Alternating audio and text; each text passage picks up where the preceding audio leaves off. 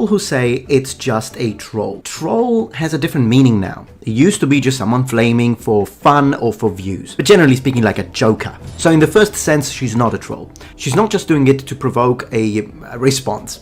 She creates also content that targets other people. It's not playtime trolling. If it was playtime trolling, I would have left it. The reason why I don't think it's a joke and she actually believes this stuff is because she has attacked other TikTokers personally. Someone really cool like Minute Man, who made very good response videos, and this guy too. She digs dirt on them and tries to discredit them. That's slander, that's harassment. Insulted the professor, as I showed you before. Secondly, on the fact of giving her more exposure, that's why I waited. This is kind of old in internet terms. I didn't jump on it right away. She already has the exposure inside her. TikTokers with over 1 million followers have already talked about her. She's everywhere, she's all over the place. Which is why I don't think that the best strategy in this case would be to not mention this and not give her exposure. She already has the exposure, and at this point I believe the best strategy is, considering the fact that she has almost 100,000 followers, so people are believing her stuff simply because they don't know Greek or Latin or Roman history, and so she sounds convincing to them. And that's why I believe in this case the best way to rectify that is to give an alternative to these people, so they can watch my video and then they can understand, oh okay, so that's how it is. It is giving an alternative view on these things, and possibly an educated view on these things. So I hope you understand where I was coming from when I decided to make this video. Thank you. And of course, because I mentioned this man, and while I'm at it, Dr. C, another great guy on TikTok, she's obviously gonna call me a misogynist.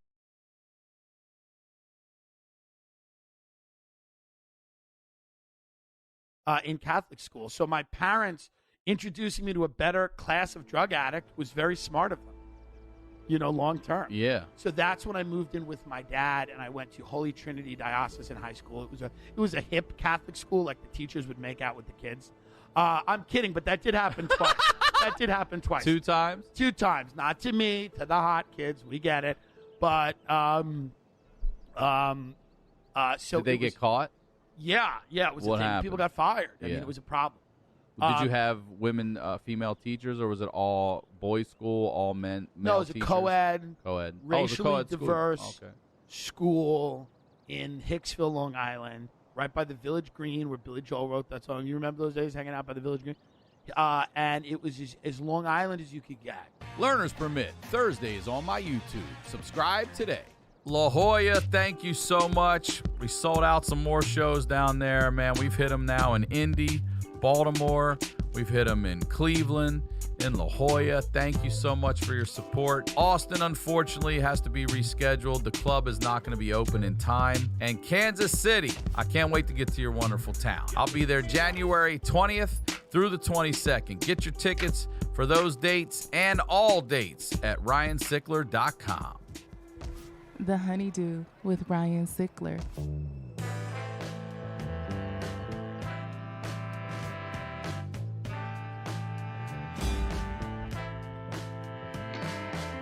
Welcome back to the Honeydew, y'all. We're over here doing it in the Night Pants Studios. I'm Ryan Sickler, ryansickler.com, and Ryan Sickler on all your social media. Dates, the Night Pants Nation tour is going fucking great. I can't thank you enough for your support. Coming up next is La Jolla. What's that? December 15th through the 17th. And Austin, January 6th through the 8th. Tickets available at ryansickler.com. YouTube, listen, this channel continues to grow and grow and grow. And I can't thank you enough for that either. So I know you're watching. Please subscribe. And the Patreon is just, it's like, I don't know. It's like, how do you pick your favorite kid? That damn show has the wildest stories.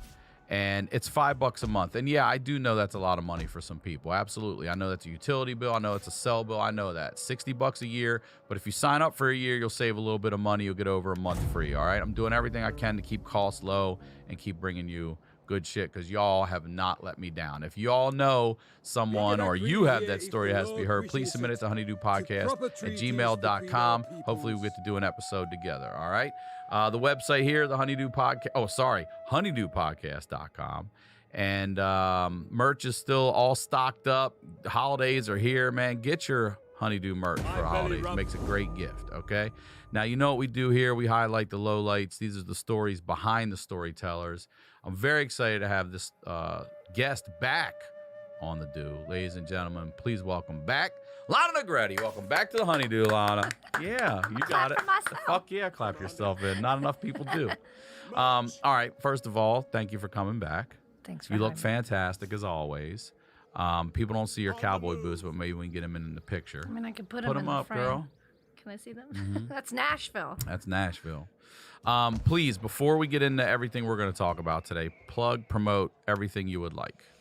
First and foremost, outreach through the arts. The nonprofit Ryan works on with me as well.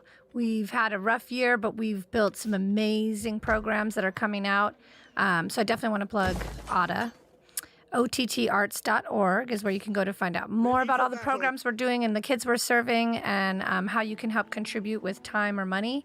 And then, of course, Santa Monica Music Center, Culver City Music Center. Those are the two spots that I own. My family business for music lessons, instrument needs. We've got you covered. Podcast studios now. That's right. We'll talk about that. And we're about to open up our live recording studio as well. So whether you want to learn because you're a novice or you're a professional and you need a space, that's where you can go. SantaMonicaMusicCenter.com. You can look at both locations from that website. And then lastly, by the time this comes out, I'll be gearing up to campaign for City Council, Santa Monica City Council. So I'm on there now. I was appointed, but I'll be running my campaign for election next November. So if you're in Santa Monica and you can vote, please vote for me. If you're not, please move and register to vote. Give me a tally, please. Let me just get some votes. Fuck yeah. All right. So we have a little bit to talk about here. First of all, this blew me away. The small world story that happened after your first. So I want to say this. Also, there's links on the Honeydew Podcast website as well. You can go there to get anything to reach out to Santa Monica Music Center. So we did the first episode, which if you don't know who Lana is, you want to know, go listen to that first episode. It actually is a really great episode. And after that, some things start popping off and in the community and people are hearing this and that. And an article gets written. And, is that what you call that? yeah, I wouldn't call it. It gets, whatever. Some trash gets thrown out, blows across the street, and our neighbor here, this man comes up and approaches you, correct? Yep. And how long would you say after that episode? Probably it had to have been, when did we do that one? God. It's like a year after, because I was already on city council, which is kind of how it came about. But I don't know if he listens to your podcast or if it's because one of the council article, members, maybe. Article, whatever. So what you referenced specifically in that podcast that we're talking about is that what happened to you? So 7th grade, I was 12. Dosed, right? Yeah, he put acid in my drink. I don't know that I named him, but maybe I did. Anyways, it's my experience. It's my information. And it led to a bunch of shit. Oh, yeah, it led to a bunch of shit. For me, in my childhood, it was a pivotal moment for me, for sure. It was trauma, if you will. But I guess it also was for him. So when that happened, he never apologized or never reached out to me. As a matter of fact, I felt the opposite in the encounters that I had with him after that maybe he felt the victim somehow. I don't really know. But post that, he's standing there, and I'm looking at this person look at me, and I'm like rushing right out outside. right outside in the garage, and he's using the space that the landlord, who we love so dearly, what a gem. rents out over there, and he's like, Lana, I think he said Lana Fernandez, which when anyone uses my maiden name, I'm like, oh, you know me from high school or before. And then as I'm looking at him, I realize who it is, and he's like, it's me. So he wanted to schedule some time. It was him. It was him. It was the guy. And I haven't seen or talked Who to him. rents next door to your family fucking business. I mean, he works like he's an independent writer, I think. So he uses that space. So I could see in his eyes, he looked like genuine, like, oh my gosh, I want to have this connection. Do you have time to sit down? He said that? Yes, if we can make time for each other. And we still have to. Has he ever said the word? Has he still said the words, I'm sorry? No, I don't think he's had that opportunity. Maybe that's what he wants to say. Well, he had the opportunity right out front on the sidewalk. I think it was so whatever. You know. Listen, man. Well, again, I don't know. Maybe his purpose is to say what he experienced from it, which we'll find out. But yeah. So, and then afterwards, it's so crazy. It's crazy you tell that story and then you come to work one day and this dude's like, a year later, man, I'm part of Night Pants Nation. I gotta tell you. And I'm assuming it's either that or one of the council members that knows him. Yeah. And they ran into each other and he was trying to get a hold of me. Maybe he heard it, whatever. I don't know. Maybe someone heard it. But anyways, yeah. So that spawned this, which would be Take great. Lana to lunch, motherfucker, and say you're sorry. I'm not bringing my own drink. I said it. Yeah. You bring your own goddamn drink. The whole time. So what we talking about? What you gotta tell me, motherfucker? I just hope he has a good sense of humor, because I do. If I he mean, doesn't, that's his fucking problem. Yeah, you're the one that got dosed. That's the, you know. Well, what and I the mean? crazy thing was, it's like- not like I got you. You know, no. was other people were involved in, like, oh, you know, that was traumatic. I guess he had his, whatever happened to him afterwards, there might have been some trauma for him around it, which I respect and can acknowledge, but That's a crazy story. it's a crazy story. And I hope it ends in, you know, some new Listen, relationship. I think we all grow up and become parents. And 30 people, years yeah. ago, like I hope you get full Damn, closure 30 years. finally. Yeah. All right, here's what I also do want to. Well, we're not going to talk about, because I'm sure people are like, I was well, loaded. Yeah, we're not talking about Just kidding. politics No. here. We're not talking about the looting or whatever happened to us. We're not sitting here. And the reason I don't want to, first of all, I don't give a fuck what other people think about what happened to us. Yeah. I don't give one shit what anyone else thinks about what happened to us. Yeah. Period. Okay? Because I am proud of you. I sat down there and cleaned up glass and all that with you. And both of us, instead of whining and boo-hooing, we lost just like everybody, maybe more than others, and we just fucking got up and started marching forward. And not only that, growing and succeeding. So Yeah. look, I want to commend you, because I'm telling you, you got big dick energy. You do. If you were a dude, Big labia. If you were a dude, your dick would be bigger. I mean, and look, you know what my daughter's mom told you, so we're sitting here, both of us sitting here with big dick energy, girl. Anyway, I'm proud of you. And let's talk about what you did, because literally picked ourselves up, and let's talk about ATTila first and what you did with that whole program. I mean, almost like immediately after, because there was all the stuff happening with all the racial tension and the police, nationally. So here we are trying to literally pick up pieces and build. And I thought, oh my gosh, what a great opportunity to create another class or course or way for these kids that are in the diversion program, which is now called LEAD, with the Santa Monica Police Department, because I had a connection to Santa Monica Police. I knew people that ran that program, so I knew I could get access to these kids in the neighborhood. And I thought, there's no trade schools. You know, people, this industry, whether it be music, entertainment, you know, including podcasting, all of it is so mystified for kids, and they don't even know, like, how do you get to where you are now? Like, what were the steps taken? So it was a great way to teach kids how to run pre-production, post-production, you know, teaching them the 4-camera live switch, teaching them skills that they could literally take and put on a resume and go get a paying job for. But more importantly, I thought the dialogue that they could have would really be meaningful for the community, for themselves. So you created a course, a class. With you.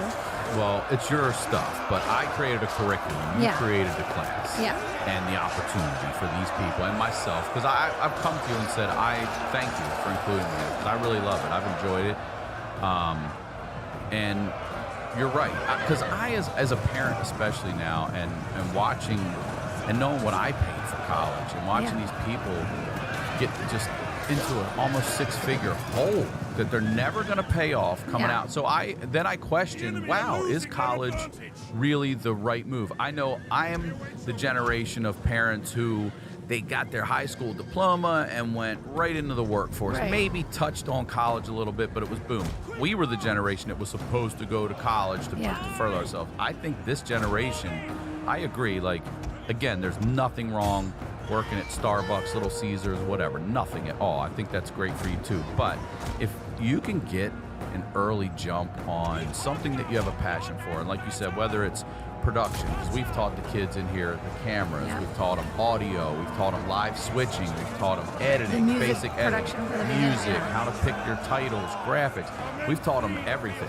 And we've done 2 courses now. And how to be a host, how to speak. And how to be interview. a host and be a guest also, you know. So and to get out of your comfort zone, because these kids are interviewing the fucking police. Yeah. Fresh off of, like, we still sweeping up glass out I there. know. I'm still wondering where the fuck they were. You know, I'm like, where y'all come here for the class, huh?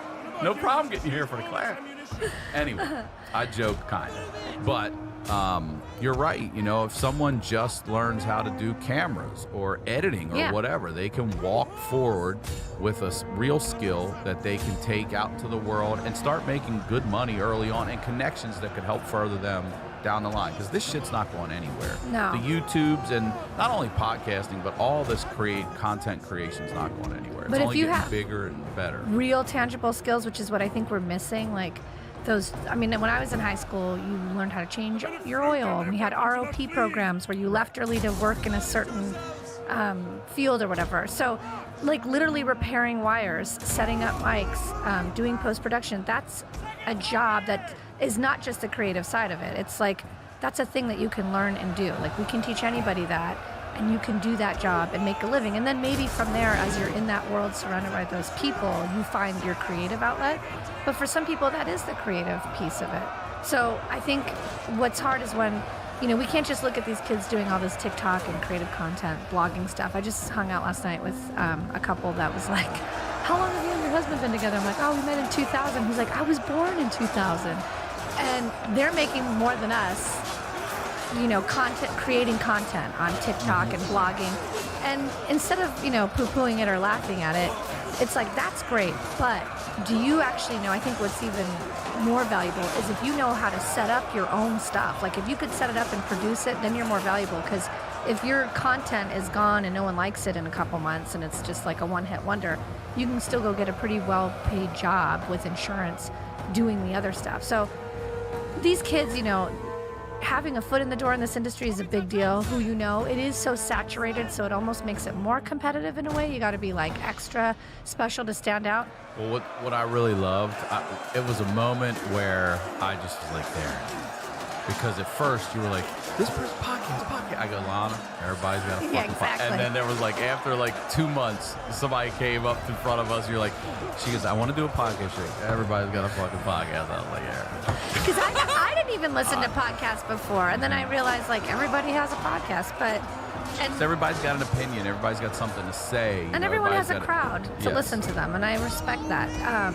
But these kids, I wanted them to learn skills so that whatever they walked away with, they learned something at the end of the day. And we were also providing a platform for the police to expose who they are as human beings. Because here are kids who have had negative interactions and positive interactions with police. And I think in this program, the positive has outweighed the negative in our community. So I wanted to send a positive message because the negative narrative was already out there. And we had kind of cast this national opinion on all police officers that they're all bad. And I was friends with a lot of these guys who grew up not wanting to be police because of what they endured in their communities, and then deciding, no, that's actually why I want to be a police officer.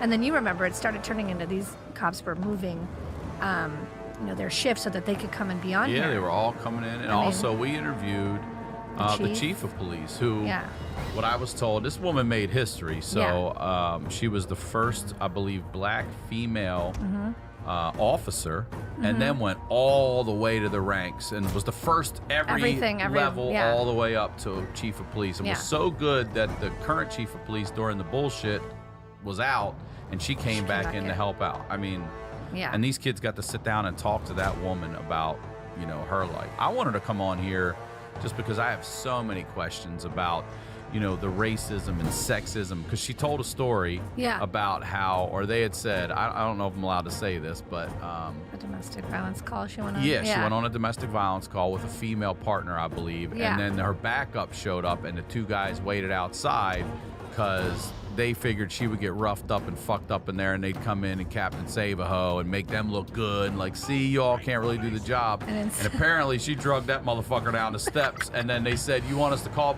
it in? She's like, we got it. Yeah. No, she's a badass, and my dad's a fan, as you know. Oh, yeah, he is a fan. He watched her take somebody down in a...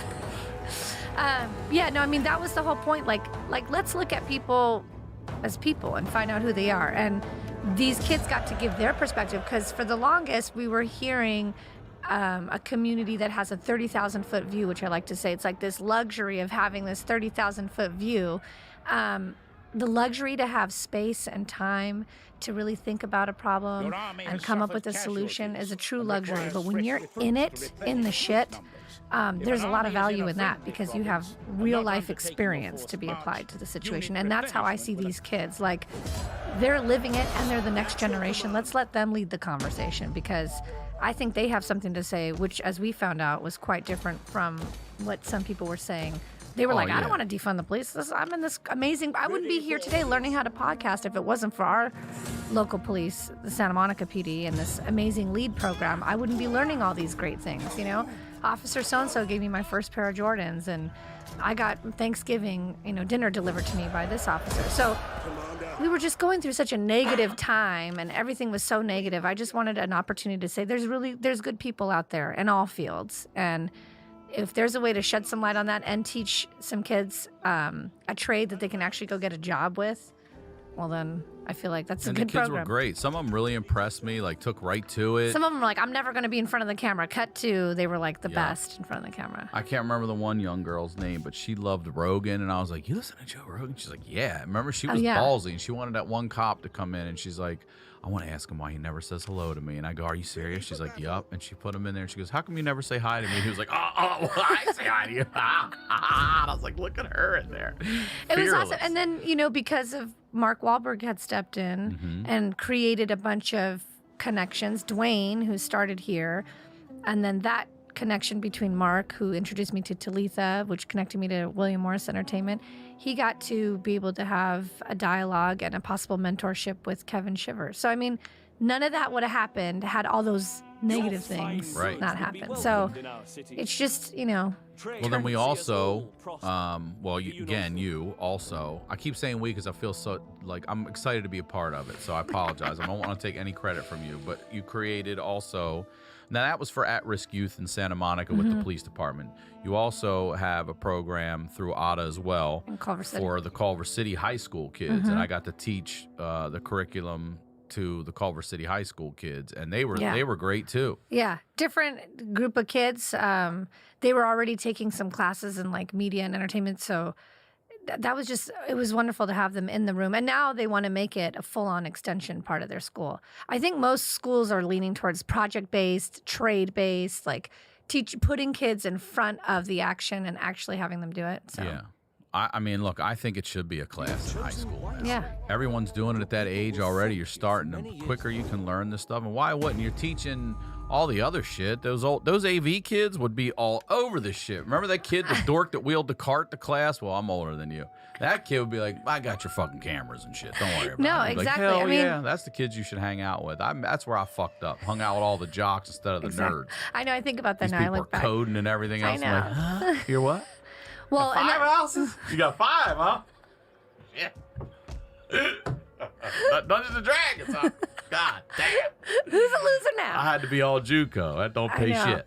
I think about that all the time. And that's what I want to share with kids is experience, And no matter what we share, there's always going to be, they have to figure it out themselves. But I mean, even during this process, once becoming on city council, I realized we have a whole studio a block away from here, a TV studio. That's what I'm saying. Why can't that be added to VOTEC? That's what we called it back in the day, where you go work on a car, home ec sort of classes, chef, cooking, all this. Like they do. They did a small program, but this is going to be different. No, for the actual studio where we had city TV when they used to have aerobics classes, a cooking class. I mean, the city had put tons of money and it's just sitting there because of COVID. So the idea is to have the kids in this program be able to learn how to work the big camera rigs and everything that goes into putting a show together, and hopefully having them take over the communications for the city. Because how cool would it be if the next generation is out there interviewing citizens, talking to policymakers, creating content about our city from the next generation who literally in a few years could be up on the dais, So I want to make it, I want to unmystify the industry and opportunities for kids to stand up and be leaders. Like, listen, I mean, I wasn't that kid that was pushing the car.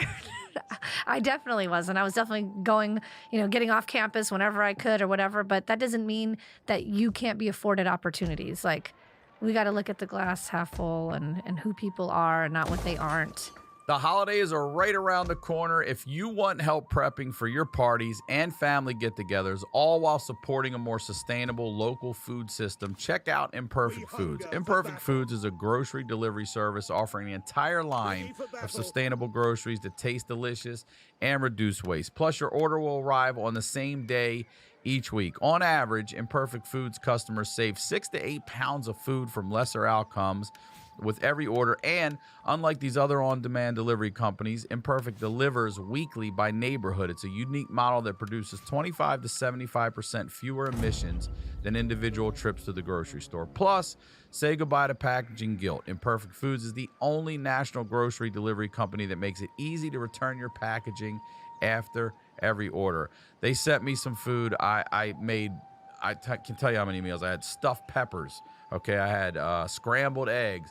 Came with bacon. It's delicious. I'm telling you, you guys have already hit me up telling me how you used it before and used it when you were in college. I think it's a great idea. Right now, Imperfect Foods is offering my listeners 20% off your first 4 orders when you go to imperfectfoods.com and use the promo code Honeydew. Again, 20% off your first 4 orders. That's up to an $80 value at imperfectfoods.com when you use the promo code Honeydew. Imperfectfoods.com and use code Honeydew. Athletic Greens is a product I love. I take it every day, and honestly, I don't eat well. I don't eat well all the time. I say I don't have time for it. I'm running whatever, and Athletic Greens takes care of me. So what is this stuff, right? With one delicious scoop of Athletic Greens, you're absorbing 75 high-quality vitamins, minerals, whole food source superfoods, probiotics, and adaptogens to help you start your day right. This special blend of ingredients supports your gut health, your nervous system, your immune system, your energy, recovery, focus, and aging. All the things contains less than 1 gram of sugar. There's no GMOs, no nasty chemicals, or artificial anything while still tasting good. It costs you less than $3 a day. You're investing in your health, and it's cheaper than your cold brew habit, all right? Right now, it's time to reclaim your health and arm your immune system with convenient daily nutrition, especially heading into the flu and cold season. It's just 1 scoop in a cup of water every day. That's it. It's easy. No need for a million different pills and supplements to look out for your health. To make it easy, Athletic Greens is going to give you a free 1-year supply of immune-supporting vitamin D and 5 free travel packs with your first purchase. All you have to do is visit athleticgreens.com/honeydew. Again, that is athleticgreens.com/honeydew to take ownership over your health and pick up the ultimate daily nutritional insurance. The holidays and New Year are right around the corner. Help your loved ones get closer to achieving their health and wellness goals with an Everlywell at-home lab test. Everlywell offers affordable at-home lab tests that give you trusted physician-reviewed results. Choose from tests including food sensitivity, metabolism, sleep and stress, thyroid, and so much more. Here's how it works. Everlywell ships your test straight to your door with everything needed for a sample collection. You return the test to a CLIA-certified lab with a prepaid shipping label. Then your physician-reviewed results and insights are sent to your device in just days. Over 1 million people have trusted Everlywell with their at-home lab testing. Your boy, too, right here has. They sent me one. I tested for food sensitivity. You just little finger prick, boom, boom, drop it on the paper. Off it goes. And like they said, right to your phone in days. It was pretty awesome. I found out that I'm sensitive to ginger. How about that? Who knew? This holiday, give more of what matters with an Everlywell at-home lab test. For our listeners, Everlywell is offering a special discount of 20% off an at-home lab test at everlywell.com/honeydew. That's everlywell.com/honeydew for 20% off your at-home lab test. everlywell.com/honeydew. Now, let's get back to the do. It's so funny, like during this whole process after I was on the show, this guy, because now I get appointed to city council. Yeah, so now you Google me, that's the only thing. Literally nothing, wrecked on the fucking sidewalk, right, to city councilwoman. To having to have people and deliver to create food. Outreach to the arts for this a new nonprofit program. for 2 new programs, and then become an Santa Monica City Council. Yeah, not LA. I know.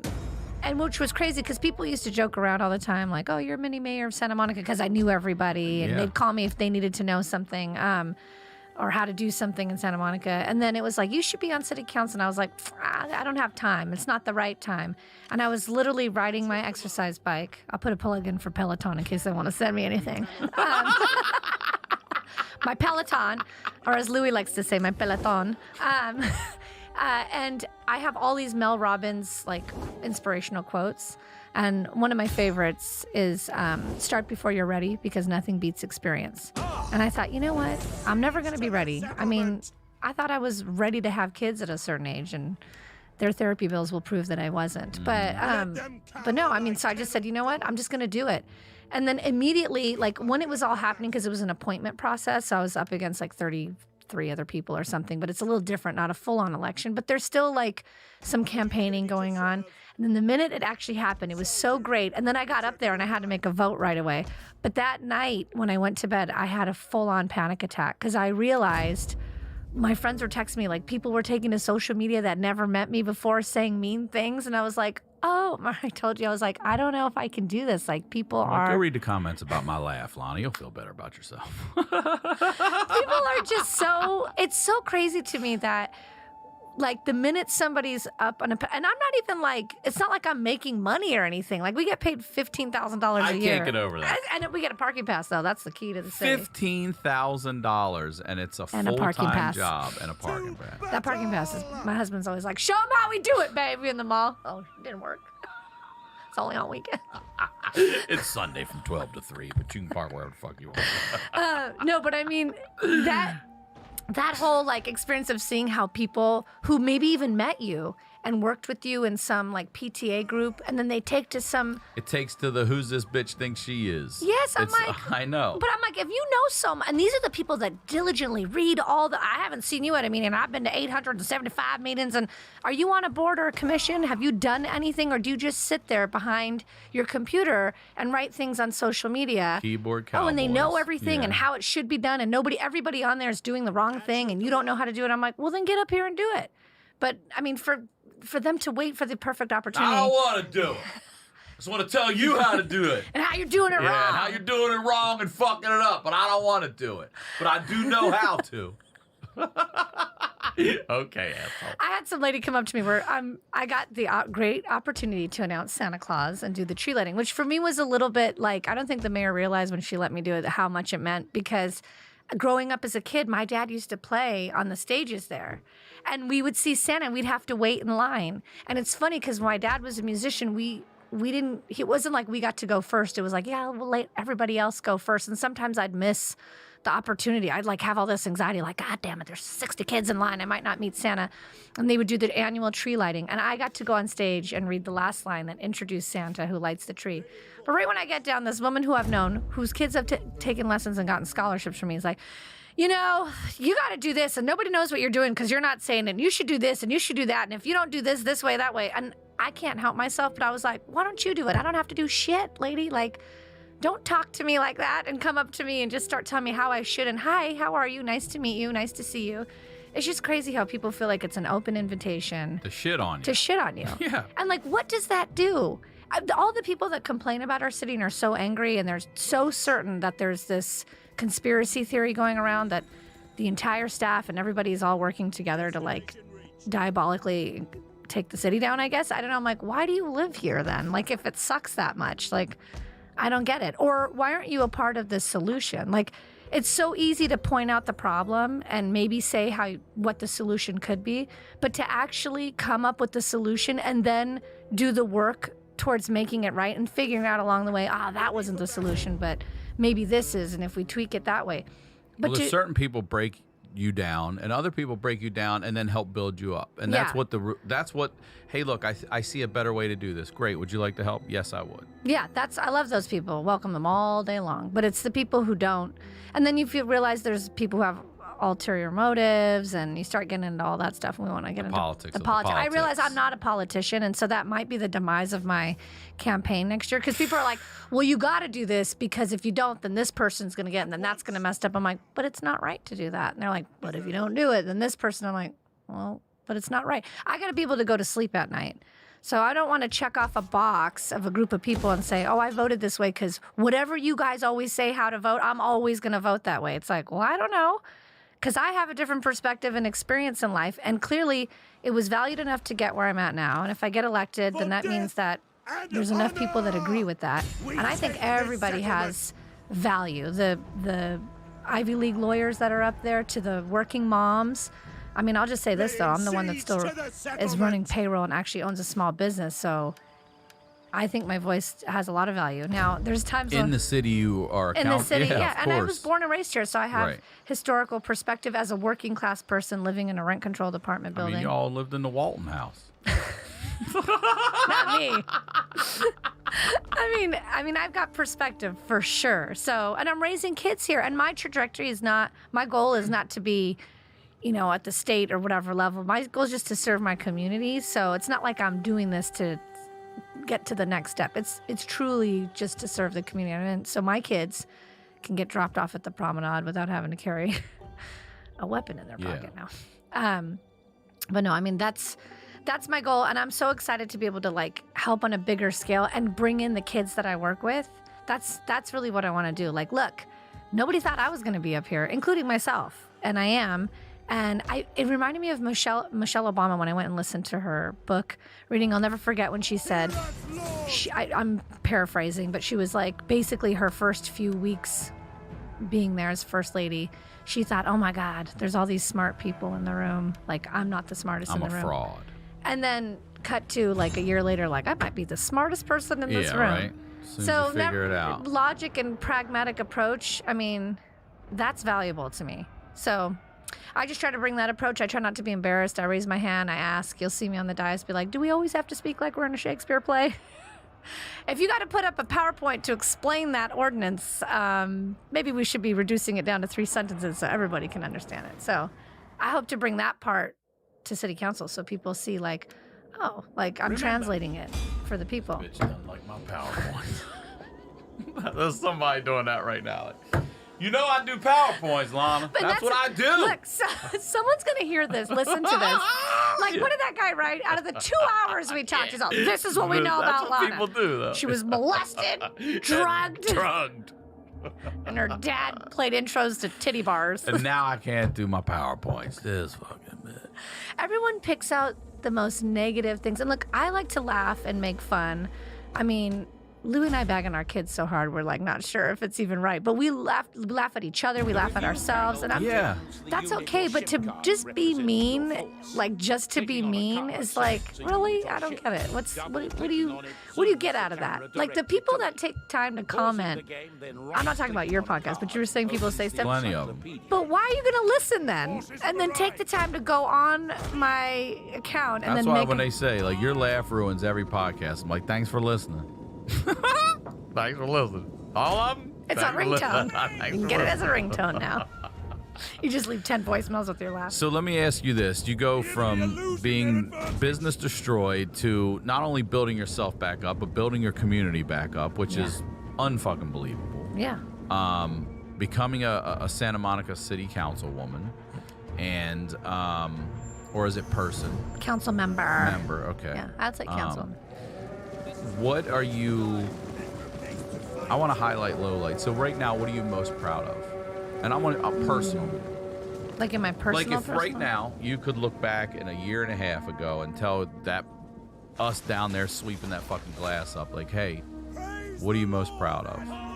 That we're still here. I know that's so basic, but I really thought at that moment. There's so many businesses that aren't. Yeah, that was, and then what I went through after that with the lease negotiation. So, I mean, he showed up that day and was like, "How are you gonna pay for my rent?" I was like, Okay, so the landlord shows up.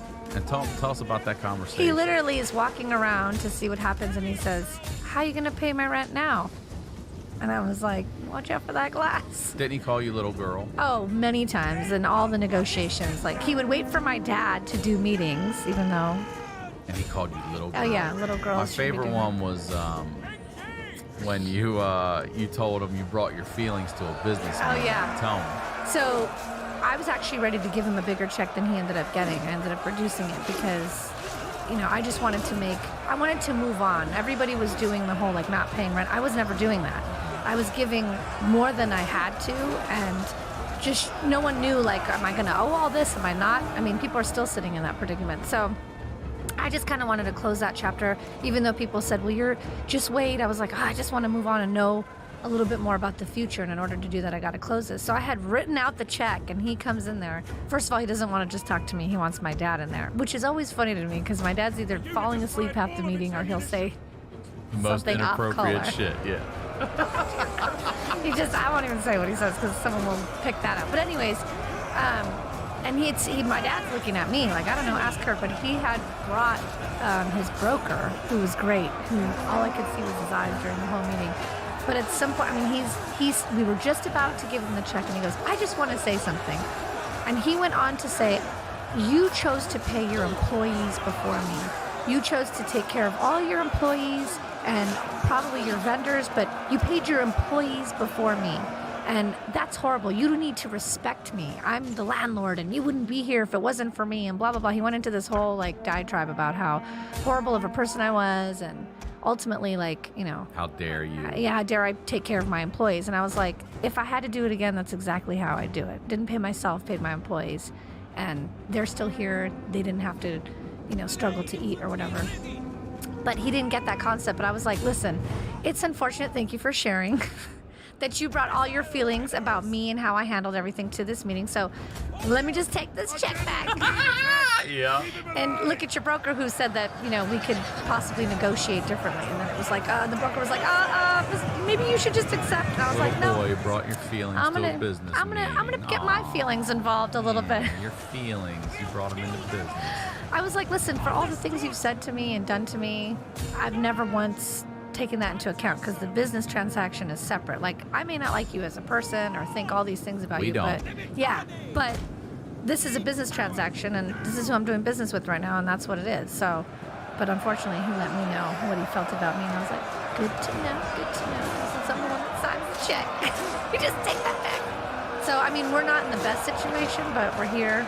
He just rolled through the other day with bankers. I don't know if it's like a thing to make me nervous. He's like, these are my bankers. I'm like, okay. So. Does he know your city council? Yeah, he does. I know some of these. I think, the reality. What scares you? I think what scares me the most is not succeeding at this like dream that I have to create what I've actually been manifesting and doing. So it scares me that I won't keep taking those steps because as silly as it sounds, because I'll look back and go, oh shit, I did do it. It's like. What do I tell you all the time? Just fucking do it. Just do it. I know. Don't wait. I know. And that was my biggest thing because I think I've procrastinated a lot. I just was it's a big, what do you call it, imposter syndrome. I've always had that. Like, I don't deserve to be in this room around these people, or I want to create this thing, but it'll never really look like that because that's meant for these type of people. And I think that's a product of like growing up with nothing or less, you know what I mean? And so I just constantly told myself that story. And then honestly, I read a couple good books. I love James Clear, Atomic Habits. I read that book for the third time and shared it with the kids during the podcast. And it's just making those small changes to make yourself 1% better every day. And Mel Robbins, all those inspirational books. But they took to me during that time because I thought, okay, what's my choice? It's either do nothing. Is he like Tim's dad? Mel Tim's mom? Tim's aunt? No, it's not. That's funny though. I didn't even think about that. Tony Robbins. Mel for Melanie? No, just Mel Robbins. She's like she's a big speaker. And actually she talks about how, she was going bankrupt just a few years ago. And you start to go like, well, damn, if somebody like that could be standing right here, if somebody like that has imposter syndrome. And one of the cheesiest things she has is high five habit challenge that I've been doing, and I want my kids to do it, trying to get them to it, is high fiving yourself in the mirror. It sounds so stupid and you feel so ridiculous doing it, but it's proven scientifically that like you can't think negative thoughts about yourself when you do it. Just broke the fucking mirror. 7 motherfucking years. I fist bumped. You fucking glad blood all down your hand and broke your fucking mirror. God damn it. Lana's bullshit. I got handprints everywhere. No, but I just started to say, you know what, I'm just gonna do it. And even if the goal is here and I just start and I get to there, that's the first step. And then that's all it takes. It's like when you say you don't want to exercise and you're like, I'll just go for a 5-minute walk. It turns into a 3-mile jog. I mean, it was just taking the first step and doing it and not judging myself, being kind to myself and being like, you know what, you could have not done anything, but you're doing it. And we work for ourselves, and I forget, people remind me all the time. This is my family business inside your family business, yes. And I mean, to not have to depend on someone else to create the structure and the entity that feeds your kids is a big, scary deal. So I have to remind myself that I've been doing that for a really long time, and I've figured it out successfully. And what does success mean? Like, is it the big house or the this or the that? No. It's being able to know that I make my own hours. It doesn't feel like that sometimes. It feels like you're, tied to do certain things, but they're choices. Like I'm not doing anything for someone else. I'm doing them for me. And in terms of being like a city council member, there's times where you feel like, oh my gosh, I gotta do this, I gotta do that. But it's part of serving the community, which serves my family too. So I think my biggest fear would be not to take those steps, and my biggest accomplishment is having trusted in and valuing the baby steps. Because the baby steps lead to the big things. What's next? Oh, there's so many things. Like, here's the thing. You love to take care of so many people. I always worry about you because you don't really... Sleep? Oh. Yeah, you don't... I mean, I don't want to say you don't take care of yourself, because you definitely take care of yourself. You eat well, you exercise, you do all the right things. Chick-fil-A. But whatever, everybody's... Stop making that hot sauce. I like some Chick-fil-A. But I get... if it fails, everything goes away. Oh, I think about that all the time. Family business and helping other people. So you lose all of your passions.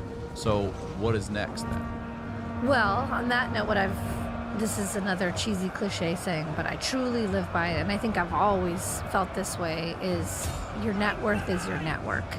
And I have created a network of people, and it's shifted because when you're in a negative cyclone, like you suck in all the negative people and events, like it becomes a pattern, like one negative thing after the other. I mean, usually you stub your toe in the morning, you forget your keys, you spill your coffee, and then it's just like a shit show for the rest of the day. Unless you can stop yourself and be like, all right, restart. And I think I did a restart on myself, sort of be more positive to myself, which in turn led to more positive people being around me. And then that just sort of grew and grew and grew. And it's all that, like, what you put out into the universe, which I was raised that way. But for the longest, I ran away from that because I was like, all that positive manifestation is not paying my cell phone bill or my rent. Unfortunately, I tried it. I tried to call up the landlord and be like, listen, I'm just putting shit out there, buddy. But I just saw The Secret, and I wonder if I could hold off on that money for 3 months. Oh my God. I mean, I kept, practicality was like, that's not going to work. So, but what does work is when you're writing things down and manifesting, it's not that the act of writing it down, it's that you're thinking about it. And if you keep thinking about it and repeating it over and over, all of a sudden something that's connected to that thought is the idea, is the phone call with the person who's like, oh my God, let me have you connect to this person. I mean, if I were to say, just from you, just from what happened, just from a few contacts, the outer rings of those 7 degrees of separation is crazy. Like, the amount of people that I've met that I've kept in my life, I really value relationships with people. It's my oxygen. And so when you say, like, what happens when it all goes away, I panic about that. And sometimes it keeps me from trying to attain the dream of, like, owning a home again, because I think I don't have any, job security in that sense, but who does? So I do know, though, what I do have is an amazing group of people, and I truly feel like I've seen it happen. When we got looted, we had people delivering food to our house for over a month, and to my staff here. I mean, it's crazy. My daughter got sick. People come and bring things and offer to drive and do this and that. Just reminding me that I'm always going to have the things my mom taught me to worry about. Are you safe? Are you loved? Are you housed? Are you cold? Like, those are very primal, basic things. And some people don't have those. And so I know that with my network around me, I'll never not have those things. And that's a luxury, because that's my financial safety net that allows me to be creative, because I know I'll have those fundamental things. And I've lived with the bare bones basics. I mean, we had WIC checks, and I had to put my kids in swim diapers when I couldn't afford diapers. And I mean, I've lived it. I've lived both of it, the highs and the lows. I know what it's like to carry a $2,000 purse and live in a nice house with a waterfall in the back, and I know what it's like to have 4 kids stuffed in a bedroom, wondering when you're gonna take your kid out of those swim diapers, and eating Little Caesars pizza all the time because it's $5. Like, so to me, I'm like, I think that's the value of like the kids we work with. It's like I've been in the gym of life. I've had the heaviest weights put on there. So I've lifted in the gym, I've sprinted, I've trained. So when the race of life has started, I'm like, oh, I've trained for this. I've seen this. I've been knocked down. I know how to get back up. I know the curves on this track. So I don't feel as afraid as maybe somebody who doesn't have all that experience and has taken the elevator their whole life and always had doors open Or for been them. given the ride, yeah. Never had to try the different keys to get in the door or break in through the window. Or just fucking locked out in the goddamn cold. Or Fuck punch the somebody in keys. the face to get in. That's fine. Cooler weather makes it easier to miss signs of dehydration like overheating or perspiration, which means it's even more important to keep your body properly hydrated. 1 stick of Liquid IV and 16 ounces of water hydrates faster and more efficiently than water alone. You know we love Liquid IV. I take that every day, take it to the gym, throw it in my water bottle, boom, I'm hydrating. I'm taking it on my walks. We keep it here at the studio. People grabbing them in on the way out, putting them in the coffee mugs right now. Liquid IV is on a mission to change the world. The company is donating 4 million servings in response to COVID-19.